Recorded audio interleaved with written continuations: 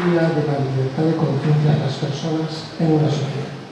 Eso significa que las personas pueden tener una creencia, no tenerla, o pueden cambiar de religión, y está muy vinculado a todo lo que es la lucha por lo que han sido las sociedades que tienen libre pensamiento, las sociedades abiertas, sociedades que tienen libertad de expresión, sociedades que digamos, no son tolerantes, sociedades tolerantes. La tolerancia es, digamos, una primera versión del laicismo en la historia. Pero en España eso está muy vinculado también a la historia del secularismo, y eso quiere decir la separación Iglesia-Estado, y ha sido una batalla histórica permanente, no solo en España, en toda Europa. Es decir, la consecución de una libertad de expresión, de una libertad de conciencia, ha sido una batalla histórica importantísima que ha durado siglos, y por lo tanto es una, digamos, conquista de tipo universal. Es decir, es como si has conseguido en un sistema político pues el sufragio universal. Pues esto es lo mismo, es un principio de las sociedades modernas. Entonces, en España hubo un retraso importantísimo. Todo el siglo XIX español, digamos, hemos sufrido un retraso histórico. ¿Por qué? Porque, digamos, en el liberalismo, en la historia del siglo XIX, predominó un conservadurismo católico. Y eso lo que hizo, en definitiva, es retrasar, digamos, la modernidad de nuestro país. Esto está muy vinculado con... Daros cuenta, por ejemplo, la primera Constitución española liberal es la Constitución de 1812, la Constitución de Cádiz. El primer artículo de esa Constitución, no el segundo, el tercero, no, el primero, establece que la religión única para España va a ser la católica, y además dice que a perpetuidad. Es decir, y además lo pone también a las colonias españolas y prohíbe los cultos. Todo el siglo XIX español, la única religión posible era la religión católica. Y además se perseguía la creencia en cualquier otro culto. Esto es la gran diferencia con muchos países de Europa. En Europa, muchos países que tenían religión oficial, bien católica o bien protestante, sin embargo, mantenían la tolerancia, es decir, la posibilidad de creer en otros credos. En cambio, nosotros no. Nosotros, al no haber tenido revoluciones, como por ejemplo la francesa, pues lo que ocurrió fue este nivel de intolerancia. Cuando los primeros turistas o viajeros ingleses que venían a España en el siglo XIX, lo que destacaban todos, y además, bueno, hay cantidad de testimonios, lo que destacaban todos del carácter español era la intolerancia. La intolerancia, y lo achacaban a la religión católica, que era una religión ultramontana y que aquí era la práctica habitual. Entonces, esa es la característica fundamental del carácter español en ese tiempo, digamos, la intolerancia. Y la secularización, es cierto que en el siglo XIX se hicieron, vamos a ver, como en otros países, se tomaron medidas secularistas, quiere decir que tareas que hacía la Iglesia las iba a hacer el Estado. Por ejemplo, las desamortizaciones, se hicieron muchas tareas en determinados periodos del siglo XIX. Pero en general, esa secularización fue tardía, muy tardía. Daos cuenta que, por ejemplo, y ahora que estamos hablando de la apostasía, tiene que ver también con los registros bautismales, con el bautismo, con la cancelación de mis datos. Pues el registro civil español, digamos, se estableció en el año 1871. En Francia, el registro civil es de 1791. Es decir, que hay un retraso histórico de unos 80 años. Daos cuenta que el registro bautismal era el único posible. Es decir, si tú no estabas en el registro bautismal, en el registro parroquial, tú no pertenecías a la nación, estabas fuera de la nación. Y eso es lo que ocurrió, por ejemplo, con los gitanos españoles. Muchos gitanos no estaban en los registros parroquiales porque no se bautizaban, o en ocasiones porque había párrocos que no los querían bautizar. Eso lo aprovechó la sociedad protestante británica, que vino aquí a evangelizar de forma clandestina, a evangelizar a los gitanos españoles. De hecho, hoy los gitanos españoles, muchísimos, son protestantes. Esa es la razón histórica por la cual son protestantes. Entonces, todo el siglo XIX tiene ese leitmotiv. Por ejemplo, la apostasía, decimos, es un derecho. Bueno, la apostasía, lo que ha sido históricamente, es un delito.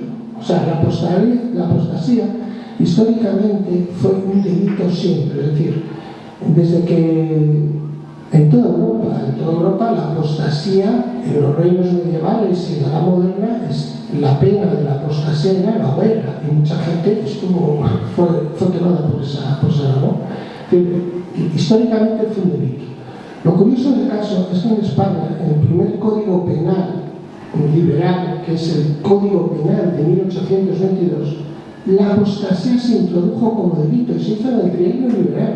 Es una cosa curiosísima. Es decir, incluso el liberalismo español metía en el Código Penal delitos tan anacrónicos como era la apostasía. La apostasía del Código Penal de 1822 tiene la pena de 4 años de prisión mayor, además de pérdidas e incautaciones de las propiedades de uno. Esto es un poco el sentido que tenía esta España tan católica. Después ya, digamos, en los procesos, tan acelerados que tuvo el siglo XIX español, se va un poco admitiendo el culto privado de otras religiones, sobre todo a partir de 1869, con muchísimas restricciones, por ejemplo, para extranjeros, etc. Pero en general, siempre en el siglo XIX la única religión posible era la católica. Lógicamente, además, la Iglesia Católica tiene mucho poder, está financiada por el Estado, y llega un momento en que todas las fuerzas progresistas del país, bien liberales, todas las fuerzas progresistas del país, liberales primero, después republicanos, después la izquierda obrera, después todo lo que es el progresismo español a partir de 1880, confluyen en un leitmotiv que tienen todos ellos. Primero, la creación de un Estado laico. En segundo lugar, la creación de una república. Y en tercer lugar, la creación de una escuela laica. Eso unificó a toda la izquierda española. No la izquierda, vamos a decir, los movimientos progresistas de la época. Fue la ruptura, digamos, con el trono y el altar, porque realmente el trono y el altar eran los enemigos del progresismo español. Y esa es la razón por la que se unifica toda la oposición en base a estos criterios de Estado laico, república y escuela laica. Por supuesto que había otras reivindicaciones sociales, etc., pero lo que verdaderamente unificaba, lo que era el leitmotiv, y sobre todo en el cambio de las mentalidades sociales que se pretendía, era esto. Matilde Granda es producto de ese movimiento de cambio de mentalidad social de la época. Aquí se ha dicho que Matilde Granda era del Partido Comunista, sí, lo fue. Le tocó la guerra civil y fue miembro del Partido Comunista. Pero lo que caracterizaba a Matilde Granda, sobre todo, era su vinculación con el laicismo, el libre pensamiento y la escuela laica. Eso era lo que verdaderamente determinaba su carácter. De hecho, murió por ello. Murió precisamente por esto que lo caracterizaba, no porque fuera comunista. No, eso no era la razón principal. La razón, el leitmotiv de su vida era precisamente la tolerancia, la escuela laica, la república, es decir, los leitmotiv de todo ese tiempo. Lo que le pasó a Matilde Granda, que fue un bautismo público, lo que se llamaba así, se hacía en el nacionalcatolicismo, se hacía permanentemente. Es decir, de los años 40, 50 hay cantidad de testimonios gráficos y escritos donde la Iglesia Católica, junto con Falange, junto con la sección femenina, hacía una política que ellos llamaban de recristianización a través de bautismos que llamaban bautismo públicos. ¿A qué bautizaban? Pues normalmente bautizaban a huérfanos de la guerra que no habían sido bautizados, bautizaban adultos que les habían recristianizado. Esa política fue permanente durante 10 años. Entonces, el nacionalcatolicismo, pues todos lo sabemos, era la fusión verdadera entre la Iglesia y el Estado, y donde la ideología del fascismo español es básicamente, la ideología del fascismo español es el catolicismo. Y por eso el Estado es un Estado católico, y realmente la única religión posible se encuadró en la tradición, digamos, conservadora católica del siglo XIX. La única religión posible en el franquismo era el catolicismo. Incluso el bautismo era complicado no bautizarte porque, por ejemplo, para asistir a los colegios públicos te exigían la partida bautismal, con lo cual tú necesitabas, si querías ir a un colegio, estar bautizado.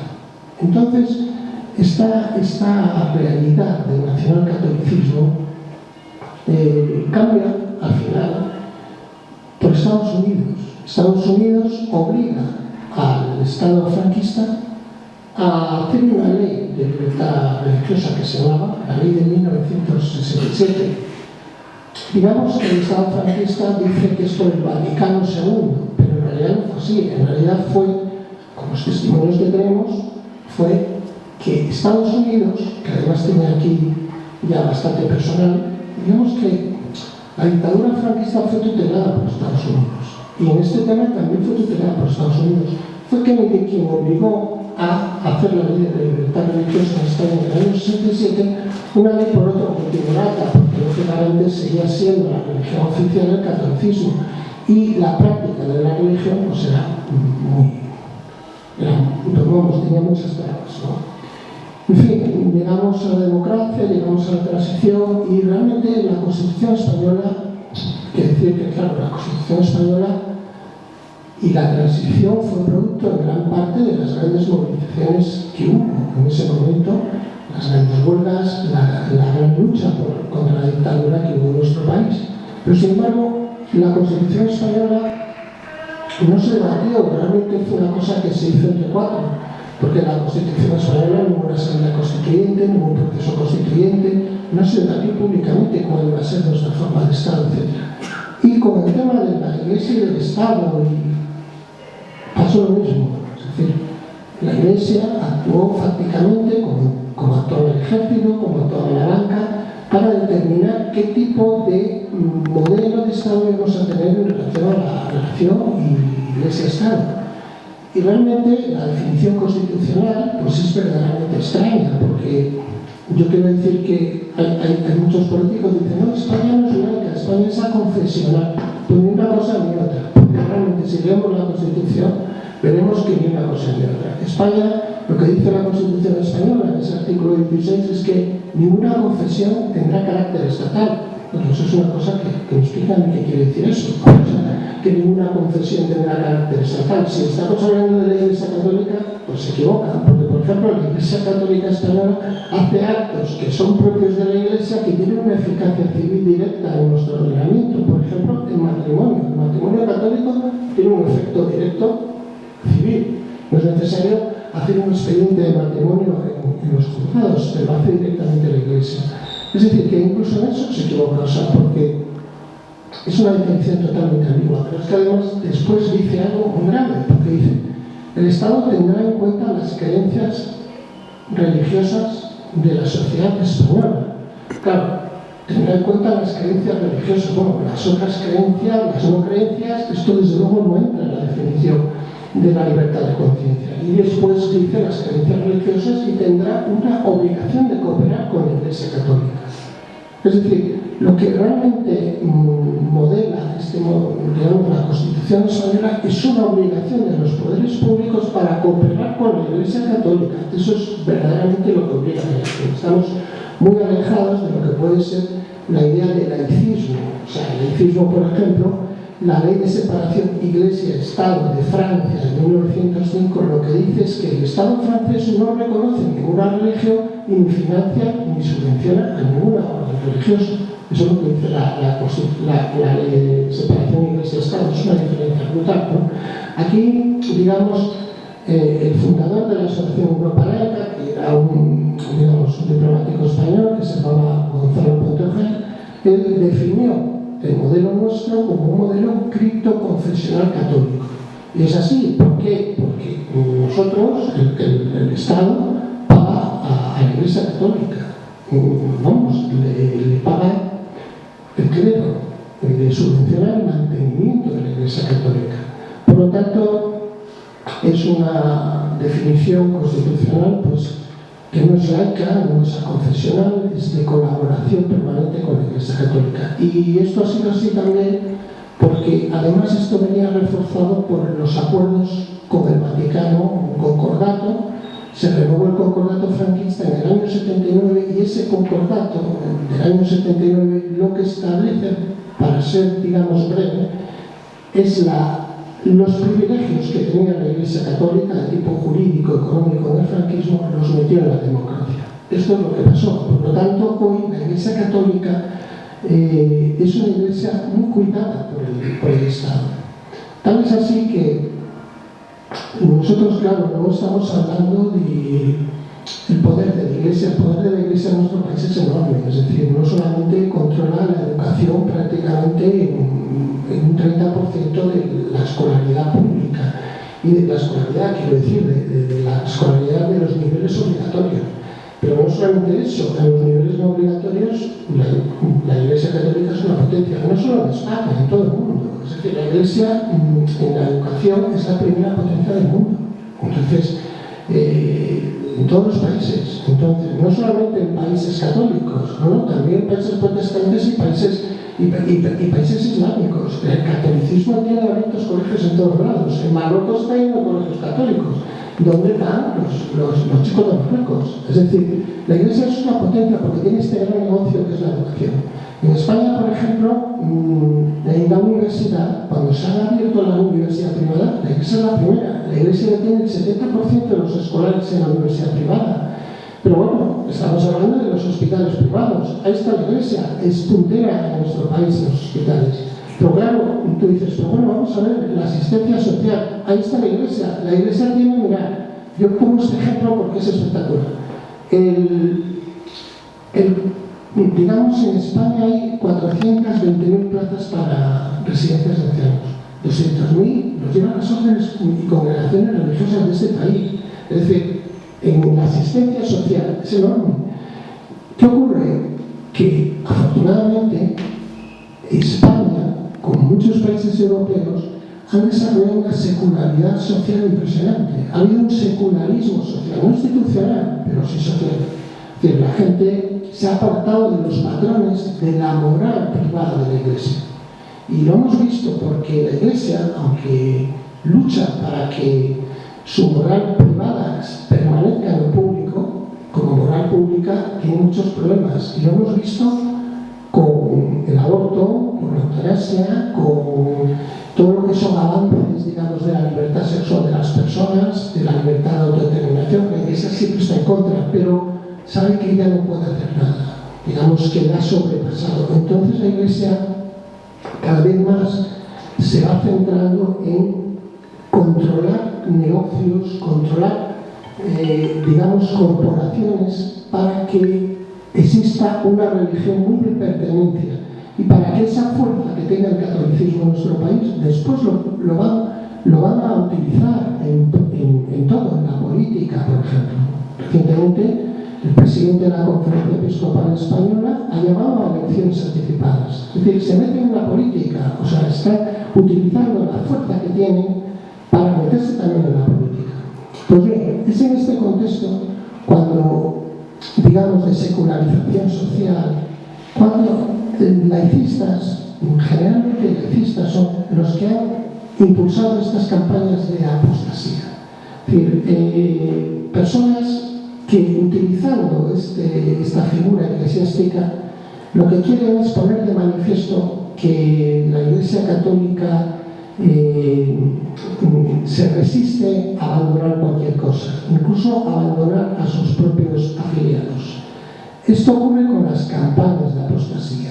Las campañas se hicieron sobre todo en Andalucía, en Valencia, y la idea era que, teniendo en cuenta que la ley de protección de datos establece que cualquier organización privada, cuando un afiliado se va de esa organización, tiene derecho a exigir a esa empresa o a esa asociación civil que le borren los datos, que le cancelen sus datos de filiación a la misma. Aprovechando eso, muchos laicistas utilizaron esto para dirigirse a la Iglesia y decir: mire, queremos apostatar y queremos que cancelen nuestros datos de bautismo. ¿Y qué es lo que ocurrió? Pues que la Iglesia dijo que evidentemente no. De hecho, la Iglesia, ya lo digo, os lo digo, o sea, la Iglesia jamás va a retirar los datos ni va a cancelar los datos de ningún bautizado. Esto lo digo porque en el año 25 el Vaticano dio una instrucción general a todas las diócesis del mundo diciendo que es lo mismo lo que se tengan que gastar ante los tribunales, pero que ningún párroco del mundo quite el bautismo, los datos de bautismo. Entonces, claro, aquí la Agencia de Protección de Datos defendió a los apóstatas, salió en defensa de los apóstatas, porque claro, la cosa en la ley estaba muy clara. Entonces, ¿qué hicieron? ¿Qué hizo la Agencia de Protección de Datos? Se personó en los procedimientos judiciales. Y la Audiencia Nacional, en una primera instancia en Sevilla, en el Tribunal Superior de Sevilla, se ganó. Y se obligó a la Iglesia a que borrara, cancelara los datos del bautismo. Pero ¿qué ocurrió? Recurrieron, y esto llegó a la Audiencia Nacional. La Audiencia Nacional dio la razón a los apóstatas. Se debe aplicar la Ley de Protección de Datos y se deben cancelar los datos de bautismo. Pero, ¿qué pasó finalmente? Recurrieron otra vez al Tribunal Supremo y al Tribunal Constitucional. Y ahí lo que se dijo fue lo siguiente: no se puede cancelar los datos de bautismo porque esta fue la argumentación del Tribunal Supremo de España, porque los registros parroquiales son registros históricos. Y, en segundo lugar, porque el acuerdo con la Santa Sede dice que los archivos parroquiales y los archivos de la Iglesia, en cualquier caso, son inviolables. Y efectivamente son inviolables. Es decir, y por lo tanto, esos archivos se organizarán como quiera en la Iglesia Católica. Esto es lo que dijo el tribunal. Y efectivamente quiero deciros que son inviolables. Los archivos de la Iglesia Católica, precisamente por ese acuerdo del Vaticano, por ese concordato, está sucediendo que en la actualidad la Iglesia está, como sabéis, infectada del abuso sexual. Es decir, el abuso sexual en la Iglesia de menores es una cosa impresionante. Entonces, ¿qué ocurre? Que ha habido casos de denuncias de abusados que plantean en el periodo de prueba cuestiones que están en archivos necesarios. Y efectivamente, la Iglesia hace valer el concordato con la Santa Sede y los tribunales lo dan por válido. No son violables. Es decir, estamos hablando de estos privilegios que tiene el catolicismo en nuestro país. Entonces, esos fueron los argumentos. Pero más allá de las controversias jurídicas sobre este asunto de si puedo cancelar los datos o no me puedo cancelar, yo lo que digo es, ¿por qué existe? ¿Qué razón tiene la Iglesia para, digamos, empecinarse tanto en no cancelar esos datos? ¿Qué hay detrás de aquí? Porque vamos a ver, podía perfectamente cancelarlo, no quiere cancelarlos. ¿Cuál es la razón última? Bueno, la razón última, creo yo, o una de las razones es la siguiente.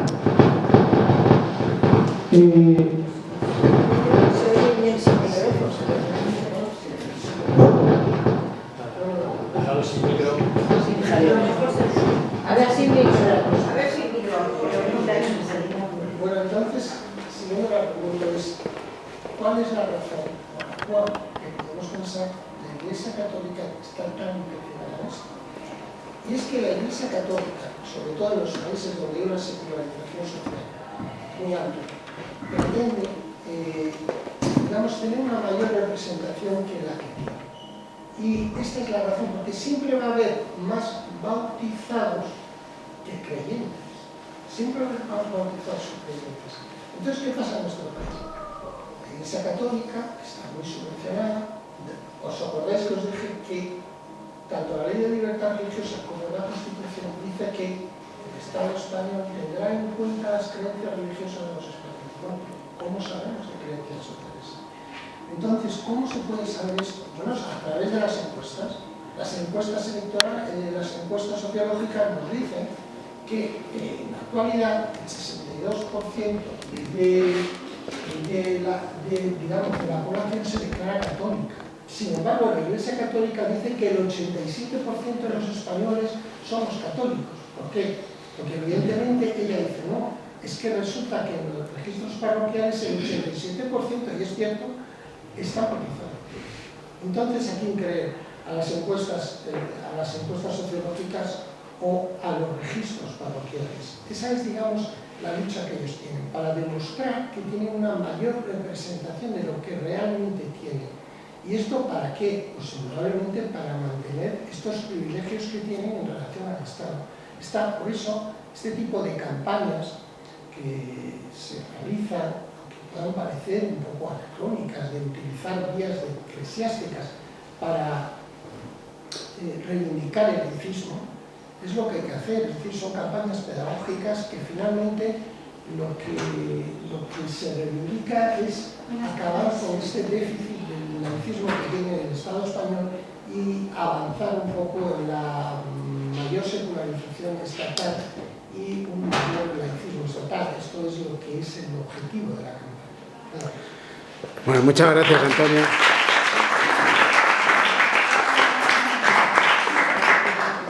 Bueno, ahora le damos la palabra a Celia, ¿verdad? Sí, vale. Pues nada, muchas gracias a la Asociación Nacional también por haber traído la campaña Matriz de Landa aquí a este acto. Y bueno, qué honor haber estado hablando Antonio Gómez, que hemos aprendido un montón, ¿no? Eso que yo llamo bueno, con la campaña hemos hecho algunos deberes, pero aún así hemos aprendido. Y bueno, pues una vez conocido un poco el contexto histórico y jurídico un poco que nos ha introducido Antonio, yo tengo que decir que nosotros, pues quiero presentar un poquito la campaña, ¿no? Porque la campaña viene a traer un poco como la práctica de cómo está la teoría esta de estos son nuestros derechos, esto es lo que dice la Constitución, esto es lo que dicen las leyes, pero qué está pasando en la actualidad, ¿no? Y la campaña aún no ha terminado, quiero decir, pero aquí habían puesto que finalizaba el 26 de septiembre porque queríamos hacer una campaña temporal. Y ahora estamos en una fase de recopilación de datos, es decir, de que nos alimenten los apóstatas que han participado y poder elaborar un poco una radiografía, una situación, una foto de cómo está la situación, ¿no? Pero de forma breve, para presentar la campaña, quiero deciros que, bueno, que surgió en un bar tomando unas cañas y veníamos de un paseo republicano de estos por la Carlos, que son, no los conocéis, pues son recomendables, y veníamos y bueno, pues nos lanzamos. Somos un grupo de amigos, no teníamos mayores conocimientos, pero sí que teníamos un poco la idea de que hacer algo colectivo nos podía ayudar, ¿no? Y que hacerlo individualmente, la apostasía, pues, bueno, pues ahí quedábamos, pero que hacerlo colectivo podía ser interesante. El nombre de la campaña, Apostasía Colectiva Matilde Landa, viene un poco a definir los tres objetivos principales que teníamos, ¿no? Por un lado, homenajear a Matilde Landa, que ya la habéis ido introduciendo, que es una mujer muy valiente, muy comprometida, totalmente comprometida con su ideología, con su defensa del laicismo, de la libertad de conciencia y reivindicarla, porque mucha gente no la conoce, no conoce su historia, no conoce esa figura. Por otro lado, apostatar en conjunto, ¿no? Ayudarnos unos a otros, ayudarnos con las experiencias. Nosotros no éramos expertos en apostasía y de hecho la palabra colectiva confundió a algunas personas que al principio nos escribieron diciendo ¿cuándo te tengo que dar los datos para que me apostatee? ¿No? Como si fuéramos una gestoría. Y yo, no, la apostasía la hace cada Cada persona, nosotros simplemente creemos que si una persona está teniendo una información que puede servir al resto y además nos acompañamos, que parece que no, pero acercarse a la iglesia todavía en este país nos da un poquito de respeto, ¿verdad? Y enfrentarnos a curas, a los vicarios, bueno, es que no sabéis la cantidad de terminología que tienen, ¿eh? Notarios, vicarios, cancilleres, ministros, bueno, la mayor multinacional con sede de todos los países. pero se hacen llamar a sí mismos La mayor multinacional esa modestia y entidad que tienen, ¿no? El cura que firma la partida de bautismo es el ministro, ¿no? Luego te la avisa el notario, en fin. Bueno, pues esto era un objetivo, era ayudarnos a apostatar, y yo creo que ese objetivo más o menos lo hemos cumplido en una escala humilde como esta campaña ha sido, ¿no? Pero sí que lo hemos cumplido porque yo creo que lo que más nos han dicho es gracias, porque llevo años queriendo hacer esto y no me había lanzado, y gracias a esta campaña tan bonita pues nos hemos lanzado, ¿no? Y luego otro de los objetivos del colectivo era un poco, si conseguíamos tener los datos de cómo nos habían ido a unos y a otros, pues hacer un poco una visión de cómo está la situación, de cómo se está garantizando ese derecho, porque ya hemos visto que puede ser un derecho, ¿no? que está reconocido, y si se está garantizando, ¿no? Y evidenciarlo, y si luego pues, queremos hacer algo con eso, si lo evidenciamos o no. Estamos en una fase en la que ya vamos viendo algo, pero no hemos terminado. Queremos ahora recopilar más experiencias, ¿vale? Pero sí tenemos ya datos de distintos obispados. El hacerlo colectivo era, si yo voy a una iglesia, a un obispado y tengo un problema, el problema, bueno, pues ha sido de mi experiencia. Pero si tenemos muchos problemas, que a lo mejor ya ahí sí se puede calibrar que el derecho nos está garantizando en general. Entonces, si alguien, aprovecho para decir que si alguien ha apostatado aquí, pues que rellene el informe, el cuestionario que hemos mandado, por favor, y nos lo manden. Y listo. Bueno, ¿qué objetivos buscamos cuando decidimos apostatar? Pues nuestra solicitud, la solicitud que presentamos ante el obispado dice que solicitamos que sea reconocida por la Iglesia Católica la condición de apóstata, dejando de contarme entre sus fieles y de considerarme católico a todos los efectos, incluso estadísticos, e incluyendo la correspondiente anotación de la apostasía en el libro de bautismo y en otros artículos. De la experiencia que tenemos respecto a las personas que ya han llegado al final de este proceso, porque solamente os voy a introducir para los que no tengáis mucha idea de cómo se apostata. En 10 segundos os lo digo. Son 2 pasos, es muy sencillo. Se consigue en la parroquia la partida de bautismo. Se hace una solicitud y se adjunta esa partida y la copia del DNI. Y se presenta en el obispado donde se reside. Es fácil, ¿no? Bueno, pues algunas personas ya han hecho ese proceso y han recibido ya sus certificados. Y más o menos esto que solicitamos de que se nos elimine de los archivos y de las bases de datos de la Iglesia, más o menos todos los que han respondido nos lo dicen. Hemos tomado, el obispado dice a la Iglesia que se asegure de la cancelación de todos los datos personales, de cualquier documento o listado parroquial en el que pueda constar. O, por ejemplo, el lema dice, su nombre no figura ya en ningún tipo de listado, fichero o base de datos de la Iglesia, con lo que se garantiza de este modo que no será considerado miembro de la Iglesia con fines estadísticos. Podrá también, mediante esta habilitación, solicitar a otros representantes de otros entes eclesiásticos, la exclusión, etc. O sea, parece que esa parte está garantizada. Ahora habría que preguntarse en qué archivos están. O sea, nos están reconociendo que nos están eliminando de esas bases de datos, pero yo no sé muy bien en qué base de datos. Yo la única base de datos que creo en la que debo estar es en la del bautismo, porque no sé, pero debo tener más. No sé. Ahora a lo mejor estoy en el listado de las cosas.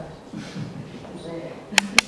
Bueno, que constata un hecho histórico, que es tu entrada a la fe católica. Y que por tanto, al no ser un fichero de datos, no tienen obligación de hacer ninguna anotación al margen. Esto puede ser cuestionable, es decir, si nosotros entramos a la fe católica a través del acto de bautismo, bueno, pues no sé si los datos están, no sé si son datos o no, pero bueno.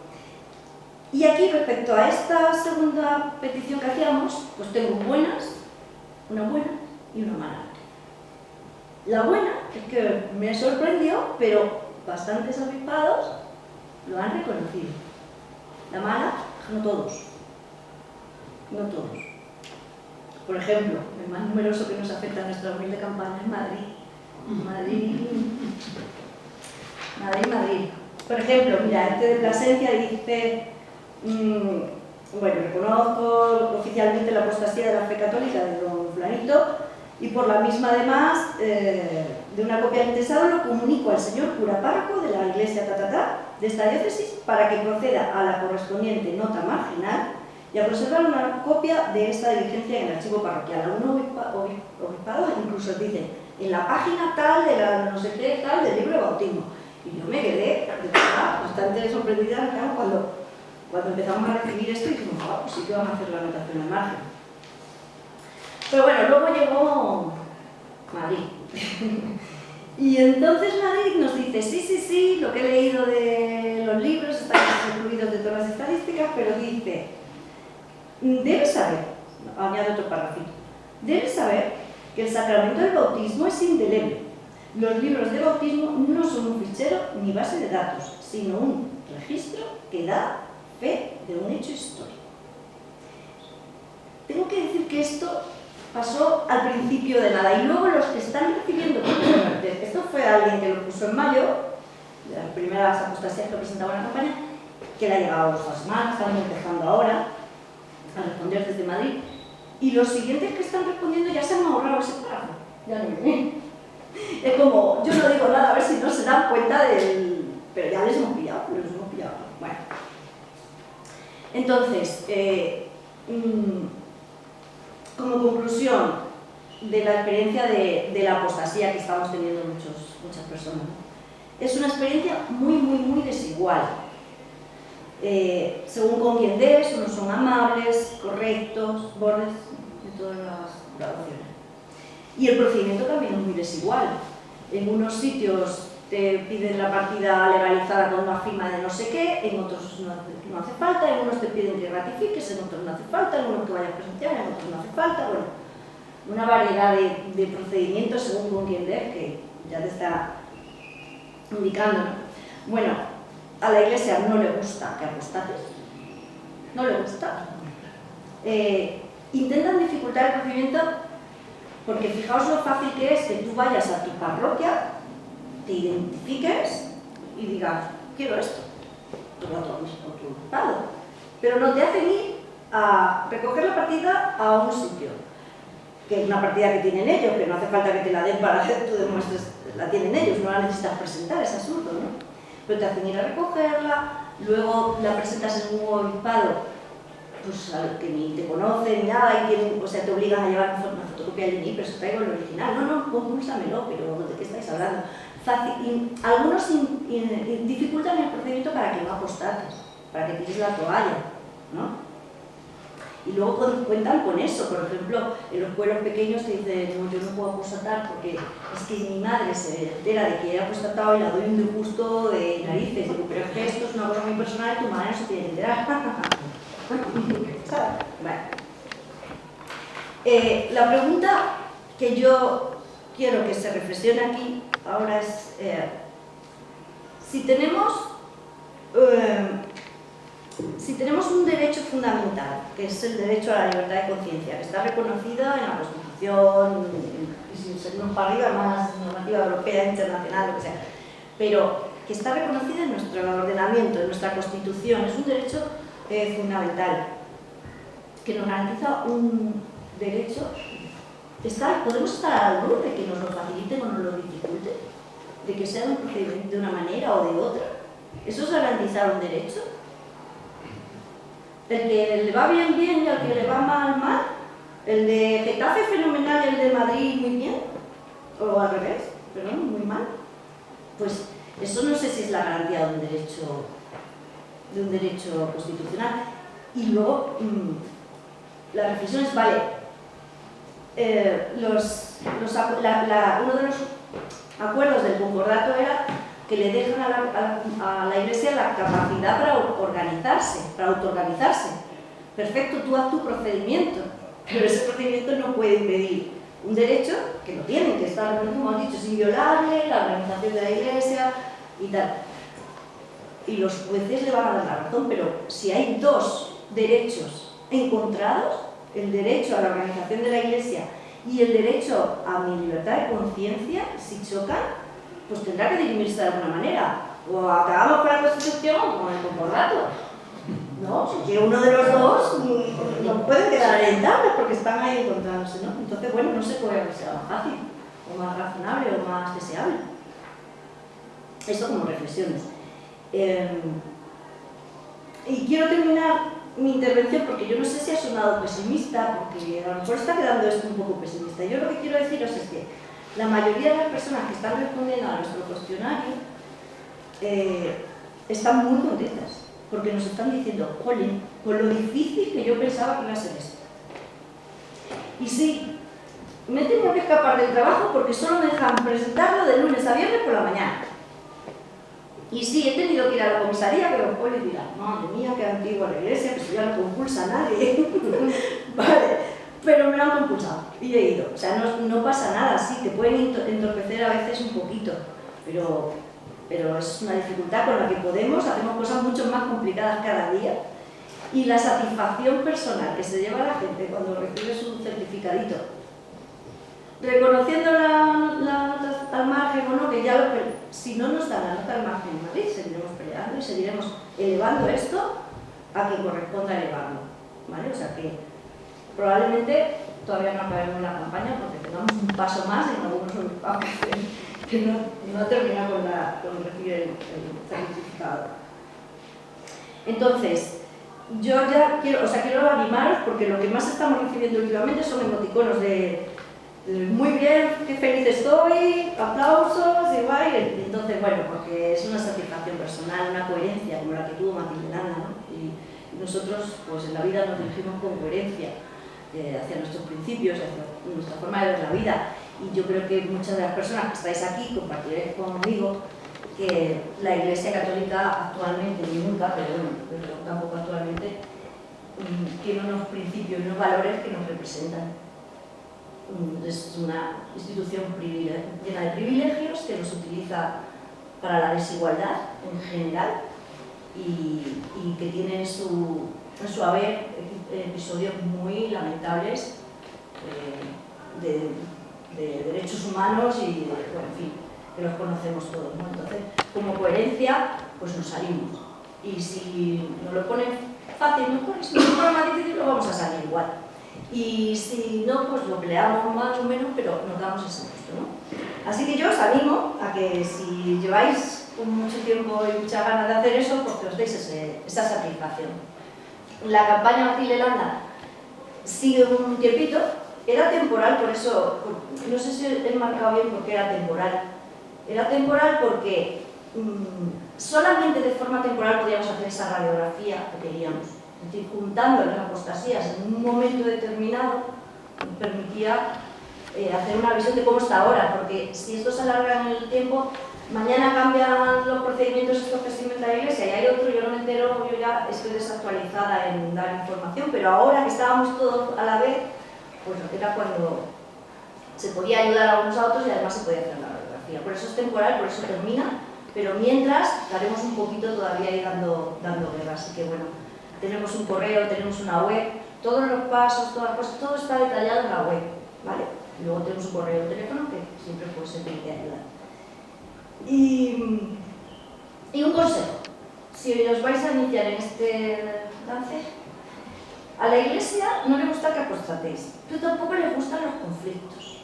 Si sois firmes, no hace falta ni ser firmes, y vais y dicen, bueno, mira, esta persona le he puesto esta dificultad y no ha tirado la toalla, pues ¿para qué voy a ver si lo hace? Ellos no son tontos. Entonces, bueno, que seáis firmes, que no os asustéis. La Iglesia, aunque se llamen ministros, notarios y cosas así, no, es su cura, ¿vale? Es su cura. Y ya está, bueno, pues con esto ya termino y le doy paso a mi compañero Carlos. Muy bien.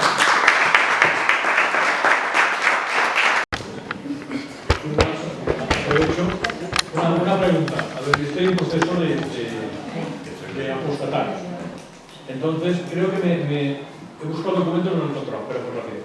De apostatar, entonces, el documento que me he afiliado a una asociación, que es la vuestra, lo tengo que mirar. He venido y no lo he mirado.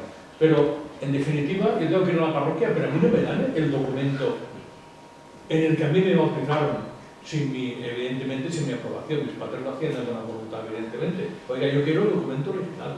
A mí no me haga copia, ni me haga tontería. Lo que tiene usted ahí en ese archivo, que estoy yo, eso lo quiero yo. Esta es una forma de apostatar. A mí ni obispado, ni certificado, ni nada. Se le monta un filio. O sea, yo quiero un documento en el cual usted me tiene apuntado a mí, yo este documento, estimado Mosén, este me lo llevo. A mí me encantaría verte cuando vayas a Si no lo salgo, sigo en el circuito. Sigo en la parroquia, sigo en el archivo, sigo tal. Se consideran, y he trabajado en temas de archivos parroquiales, han tenido esa consideración de archivos históricos, que es mentira, pero bueno, archivos históricos estarían como archivos de la administración, no estarían ahí. Siguen con ese poder. Pero yo quiero mi documento. No quiero la copia, certificado ni para ¿Y qué haces? Yo Como quiero mi documento. consuelo os diré que, como consuelo de que no va Ya, bautismo, os diré que yo, si ahora a mí me dan a elegir entre arrancar mi hoja y que yo no figure ahí, o que figure como bautizada y apóstata decidida, Es decir, la anotación. Que sería la anotación como que he apostatado o tal, Me he salido yo elijo con lo suerte. segundo. Sí, Elijo lo segundo. Yo también. Y además, incluso en algunos casos, las asociaciones memorialistas que han hecho investigaciones sobre personas desaparecidas o historiadores, tal, esos libros les han servido a veces de mucha utilidad. Entonces, bueno, ahí están. Yo lo que quiero no es que me lo den de saber, quiero que conste que yo ya no, que no estoy en la fe católica, que no conste en sus datos como católica y que ya está. Con eso yo me conformaría de momento, ¿no? Cada uno, no sé, pero... Hemos salido de la multinacional. Bueno, agradecer a Antonio la invitación, y a Antonio y a mi compañera Celia las intervenciones, y quiero comentar algo que no se ha dicho. La campaña Matilde Landa, Apostasía Colectiva, que puede parecer que es una gran campaña, es la iniciativa de 4 personas. De las 4 personas, 3 estamos aquí, Celia y yo y Teresa. Y de las 4 personas, 3 tienen en común ser mujeres y ser extremeñas. Y lo tienen en común con Matilde Landa. Quiero decir, porque estos factores personales creo que también es importante conocerlos, ¿no? Y yo creo que esta campaña modesta, pero ha demostrado cómo un grupo tan reducido de personas, como 4, hemos sido capaces de, bueno, de poner en la agenda a Matilde Landa y de evidenciar, como muy bien ha explicado Celia, lo difícil que es, las dificultades que hay para ejercitar un derecho que tenemos reconocido. Entonces creo que también esto debería animar a que cuando se tiene una idea, como aquella que se nos ocurrió en diciembre de 2024, creo recordar, ¿no? En Sabores Patagónicos, un bar, por cierto, en Tensión Extremadura, todo esto tiene una connotación extremeña, pues las cosas salen adelante, ¿no? Digo, porque a veces parece que es necesario que una gran institución, una gran organización, no, 4 personas, bueno, pues fuimos capaces de poner esta campaña y desarrollarla, ¿no? A mí me toca complementar lo que ya explica muy bien Antonio al inicio, algunos datos sobre, y voy a utilizar imágenes sobre Matilde Landa, ¿no? Porque la campaña de apostasía colectiva Matilde Landa ha tenido, digamos, 2 vectores, ¿no? Uno es, evidentemente, el de un instrumento al servicio de las personas que queríamos hacer efectivo este derecho a apostatar, pero el otro también era el de rescatar la memoria de una mujer no suficientemente conocida, que es el caso de Matilde Landa. Y a veces incluso tenemos la sensación, ¿verdad?, cuando hablamos entre nosotros, que quizá este segundo vector, ¿no?, el de Matilde Landa, hemos conseguido desarrollarlo bastante bien, ¿no? Aquí tenéis a Matilde en una foto de juventud con Julia Cosío. He seleccionado esta foto porque aquí sale Matilde y Julia Cosío, hija de Manuel Bartolomé Cosío. Y elijo esta foto porque es una evidencia de la estrecha relación que tuvo Matilde Landa, la familia Landa, con la institución libre de enseñanza. En su biografía, Bien. Preguntaba si conocíamos a Matilde Landa. Bueno, teníamos no mucho conocimiento, la verdad. Para quien quiera conocer a fondo la figura de Matilde Landa, recomendamos ese libro que está ahí sobre la mesa, una biografía escrita por David Ginat, ¿no? Profesor de la Universidad de Baleares, que es el mayor estudioso de la figura de Matilde Landa. Aquí tenemos otra foto ya posterior. A mí casi es la favorita, ¿no?, entre las fotos de Matilde, por varias razones, ¿no? Claro, Matilde Landa, hay que empezar diciendo que nació en Badajoz, ya lo he comentado antes Antonio, en 1904. Tenemos a Matilde con su pareja, con su marido, Paco Ganivet, y con su hija Carmen, que es la niña que tiene en brazos su padre, ¿no? Esta foto está tomada en Madrid antes de la guerra, en el año, pues probablemente 34, puede que sea, ¿no? Porque Carmen, la hija, nació en el 31. Sí. Esta foto es inmediatamente anterior a la guerra civil, puede que en el 34-35, en su domicilio en Madrid, en la calle Maestro Ripoll. ¿Por qué subrayo esta foto? Porque aquí tenemos a una mujer, además si pudiéramos ver con mayor detalle la foto, alegre, contenta, una mujer que ha formado una familia, una mujer, yo diría que pletórica, que está desarrollando un proyecto personal en un momento de que nada podía hacer anunciar la tragedia que vino poco tiempo después, ¿no? Vamos a irnos ahora a otra foto, esta de aquí. Bien, aquí tenemos de nuevo a Matilde sonriente, fijaros en los detalles, calle Maestro Ripoll número 17, aquí 32 años. Esta foto estamos ya en el periodo de guerra, fijaros que la fecha de esta ficha es 29 de septiembre del 36 y hace alusión a un dato anterior, 21 de julio del 36. Si nos detenemos un poco en esta foto, aquí tenemos ubicada a Matilde Landa dentro del Socorro Rojo Internacional. Socorro Rojo Internacional no era exactamente un sindicato, era una organización vinculada al movimiento comunista internacional, fundada en el año 23-24, impulsada desde la Unión Soviética, y era, digamos, la alternativa del movimiento comunista internacional a la Cruz Roja. Tenía en aquel momento 50.000, 60.000 personas afiliadas, y entonces Matilde Landa se incorporó antes al Socorro Rojo Internacional, es decir, ella entra al Partido Comunista desde esta estructura del Socorro Rojo Internacional. Este dato es importantísimo, porque aquí tenemos como desde el inicio de la guerra, desde 3 días después del golpe que da origen a la guerra, veis ahí 21 de julio del 36, ya tenemos a Matilde encuadrada en el Socorro Rojo Internacional. Y su acción durante la guerra civil hay que entenderla en ese contexto.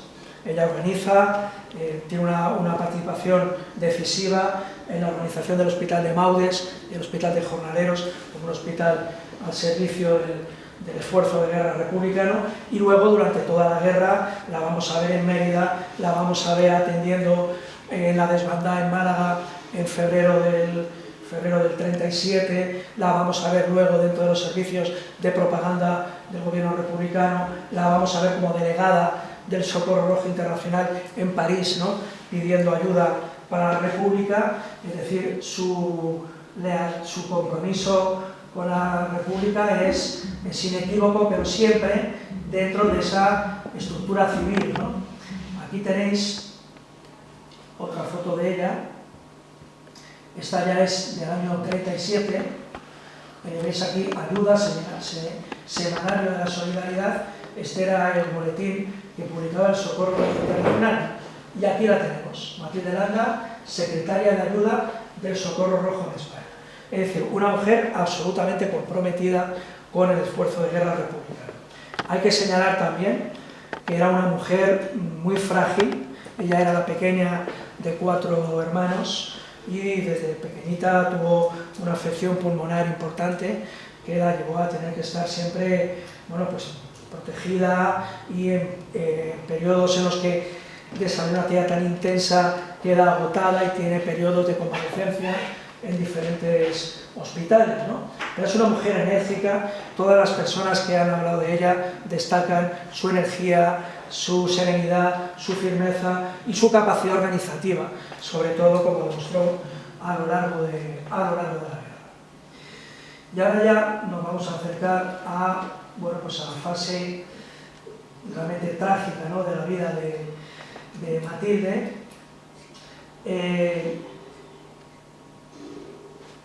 La tesis doctoral sobre el Partido Comunista ya en la fase de la clandestinidad. Pongo aquí la portada por si la queréis buscar. En esta tesis hay datos que ya nos sitúan a Matilde Landa en el año 39. Tenemos ya que irnos al final de la guerra, en enero del 39, caída de Barcelona el 26 de enero, caída de Cataluña, y en ese momento la dirección del partido le ordena, el Partido Comunista tiene una estructura muy jerárquica, muy disciplinada, que ella se tiene que quedar en Madrid, se tiene que quedar en España para la reorganización del partido en la nueva fase de clandestinidad. Y Matilde acepta y se va de Barcelona a Madrid en enero del 39, al mismo tiempo que la mayor parte de los dirigentes del partido, muchos de ellos marchan a Francia, aunque algunos luego regresan, pero ella acepta esa responsabilidad de ocuparse de la reorganización del partido en la fase de clandestinidad. Claro, aceptar esta responsabilidad le va a llevar a que el día 4 de abril de 1939, o sea, solamente 3 días después del final de la guerra, Matilde Landa es detenida en la Plaza de la Independencia, en la Puerta de Alcalá, y llevada en primer lugar a la Puerta del Sol, todos conocemos como la Dirección General de Seguridad. Ahí es interrogada y finalmente es llevada a la cárcel de Ventas. Ese documento que tenéis ahí, aunque ahí no se aprecie mucho, es del 21 de octubre del 39 y da fe de que en septiembre del 39 Matilde Landa es ingresada en la cárcel de Ventas. Va a ser condenada a muerte. Lo que pasa es que su condena de muerte luego va a ser conmutada por la pena de cárcel, gracias, entre otros, a la intervención de García Morente, que antes ha nombrado Antonio Comín. En la cárcel de Ventas, esta mujer tan valiente organiza una oficina de penadas, de asistencia a las mujeres que están allí, para el sistema represivo del franquismo. Matilde Landa, una mujer peligrosa, y entonces la trasladan a la cárcel de Cansales en Palma de Mallorca. Y ahí ya es cuando llegamos al momento trágico final de Matilde Landa, que es el que nos llevó, que por cierto hay que decir que fue Celia la autora de la idea, en aquel bar del que hablamos, la que tuvo la feliz idea de unir la idea de la apostasía con la figura de Matilde Landa, fue Celia, ¿no? Matilde es llevada a esta cárcel, ya con la pena de muerte conmutada, por una pena de prisión. Allí mantiene esa actitud firme que tenía, pero para el régimen se convierte en un objetivo conseguir doblegar, conseguir que Matilde Landa se bautice, porque Matilde Landa era muy conocida, era un símbolo de la República, y especialmente de las mujeres que habían mantenido aquella actitud de compromiso en la guerra. Ella se resiste, se niega. Hay una obra de teatro que esto lo cuenta muy bien, Matilde Landa no está en los cielos, ¿no?, de Agustín Iglesias, que en el acto de inauguración que hicimos de esta campaña le tuvimos allí, y como no podían con ella, utilizan el chantaje más ruin, que es decirle que si no acepta ser bautizada, los niños y las niñas de la cárcel, los hijos de las presas de la cárcel de Cansales, se les va a retirar la ración de leche. Y en esa tesitura ya Matilde Landa, digamos que, bueno, se derrumba aparentemente y dice que acepta ser bautizada. El 26 de septiembre de 1942, cuando está organizada toda la ceremonia del bautizo, ella se sube a la galería de la cárcel de Cansales y se arroja al vacío desde la galería. Con tan mala suerte para ella que no muere en el acto, su agonía dura unos 40 o 45 minutos y en esa agonía es bautizada in articulo mortis, ¿no? Absolutamente contra su voluntad, en un acto, en fin, de una crueldad ya casi sin límites, ¿no? La noticia de la muerte de Matilde Landa es un documento muy curioso. Otra víctima del franquismo, Matilde Landa, es de la prensa en el exilio en Francia, cuando llega la noticia de la muerte de Matilde Landa a los círculos del exilio republicano en Francia, llega con cierto retraso, y en esa noticia no se habla del suicidio, se da a entender que ha sido una muerte en condiciones sospechosas. No sé si lo sabrían o no lo sabían. Si lo sabían, es lógico que en ese contexto del exilio no se quisiera decir que se había suicidado, pero sí se da fe de cómo han sucedido las cosas en esa cárcel de Landa. Matilde Landa se va a convertir en un símbolo, digamos, de la resistencia, y hay otro documento que tengo por ahí en alguna carpeta que habla de un homenaje que se le hace ya en 1973, el 8 de marzo de 1973, aún en los últimos años del franquismo, ya se le hace un homenaje. La figura de Matilde Landa, bueno, pues ha quedado dentro de la tradición, digamos, de la oposición al franquismo, de la cultura política del Partido Comunista, porque es cierto que Matilde se afilia al Partido Comunista del Socorro Rojo Internacional, pero quizá no ha tenido la relevancia que han tenido otros luchadores, otras luchadoras antifranquistas, ¿no? Entonces nos parece que una aportación de nuestra campaña ha sido sacar a la luz su figura de una mujer tenaz, una mujer firme, serena al mismo tiempo, y que en ella se da el contrasentido, ¿no?, de una mujer que es obligada a ser bautizada en contra de su voluntad, pero no solamente de su voluntad, sino quebrando la lealtad hacia su familia. Es importante entender también aquí el dato biográfico, ¿no? Por eso en esta campaña de apostasía, y ya con esto termino, ¿no?, una de las resistencias que a veces nos hemos encontrado hablando con personas, hay personas que tienen un conflicto personal respecto a la apostasía porque consideran que quizá estén traicionando o no siendo leales con una decisión que tomaron sus padres en el momento de ser bautizados, ¿no? Bueno, aquí tenemos el caso opuesto, ¿no? Una mujer que es obligada a traicionar la voluntad de sus padres, porque no es que Matilde Landa hubiera apostatado o hubiera renunciado a la fe católica en algún momento, es que no fue bautizada porque su padre, que no he nombrado, Rubén Landa Coronado, era en 1800, en las últimas décadas del siglo XIX, era una persona que ya defendía el laicismo, que ya defendía la libertad de conciencia. Entonces Matilde Landa no solamente traicionaba sus ideas al bautizarse, sino que traicionaba la lealtad hacia su padre fundamentalmente, y hacia esa cultura en la que ella se había formado. Es decir, que en España había una cultura laica, esto hay que decirlo, que venía del siglo XIX. No necesitaban apostatar porque no se habían bautizado. Sin embargo, a nosotras y a nosotros, los que somos de las décadas de los 50, de los 60, no hemos tenido esa posibilidad de elegir, ¿no?